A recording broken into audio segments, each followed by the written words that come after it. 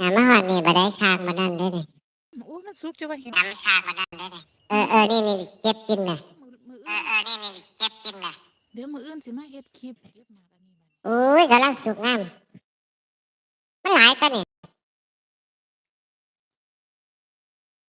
นี่โอ้ก็ได้มาเบิ่งแค่เที่ยมันสุกหลายแล้วเด้นี่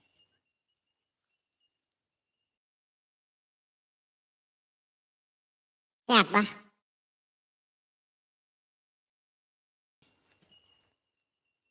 แซ่บบ่กินมาเด้อแซ่บหวานกินมาเด้อถ้าหน่วยดำๆเนี่ยมันหวานได้พี่นี่กินอ้แซ่บก็บ่ให้เบิ่งโอ้ขอบ่ได้ทาปากเนาะก็ย่านจะนอนบ่หลับโอ้ยกษัตริย์ก็บ่ต้องให้เบิ่งดอกสัตว์โอ้ย ทาปากเต้งหนาเนาะ